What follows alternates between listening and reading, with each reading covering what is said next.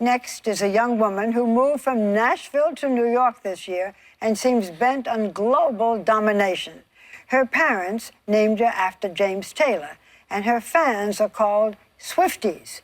If you haven't guessed her name by now, you are clearly living under a very large rock. One magazine headline said it best: Taylor Swift is the music industry.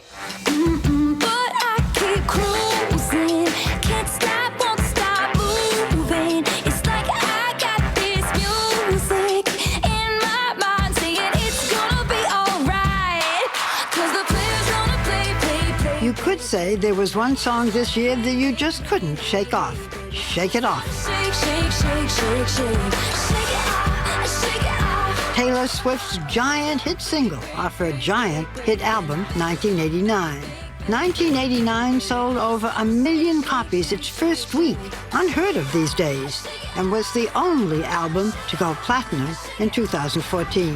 The one-time teen country singer became a pop powerhouse this year.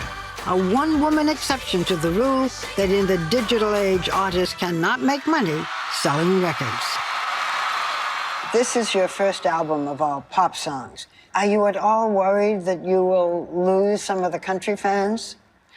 I am not worried about that. I'm really in touch with my fans and I know what they like. What my fans in general were afraid of was that I would start making pop music and I would stop writing smart lyrics, or I would stop writing emotional lyrics. And when they heard the new music, they realized that that wasn't the case at all. Taylor's success is based on her close relationship with her fans. They're called Swifties. They see themselves in her, and she sees herself in them. Your fans feel so personal about you. I mean, you're the only one I know who invites people back into your house. Do you still do that? Yeah. I decided that I wanted to play this entire album for the fans long before it came out. I wanted it to be like this little secret society gatherings in living rooms, and so I decided to have them in my houses. We had 89 fans waiting in the living room. I'm about to play them the entire 1989 record. Hey guys! Hey guys! I want to come up with as many ways that we can spend time together and bond, because it keeps me normal. It keeps my life feeling manageable. Is your life at all normal? No. No. Not at all. And that's why when I go online and I go on Instagram and I see, you know, a post from Emma, who lives in Philadelphia, and she's talking about how her day was at school that day, that helps me. You still do that? It's the only thing that keeps me not feeling overwhelmed by the abnormality of my life. What's the most abnormal? The most abnormal thing about my life is having sort of crowds form everywhere you go, and just everywhere. So that starts happening, and then you have to take security everywhere you go.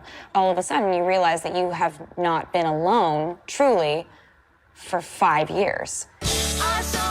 Taylor has been a star writing and singing her own songs from the time she was 16, when her first country music album debuted. Taylor Swift! Taylor Swift! This is definitely the highlight of my senior year. Since then, she's won just about every music award there is. It's exciting! Growing up before our eyes. Thank you so much! She wears short skirts, I wear t-shirts. She's cheer captain and I'm on the bleachers. Her autobiographical songs deal with the problems of growing up and having or not having relationships. If you could see that I'm the one who understands you. But while her fans identify, critics have accused her of being too autobiographical.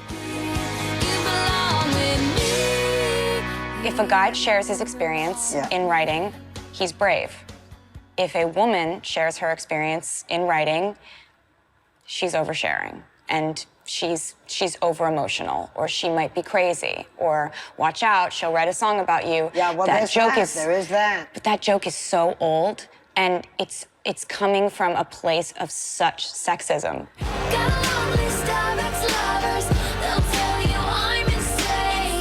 But I've got a As she has become more famous, so have the boyfriends. Write your name. Boys only want love if it's torture. Her hits are a chronicle of high-profile relationships that blossom, wither, die, and then get turned into song lyrics. But just as her music has changed, so has her attitude toward romance.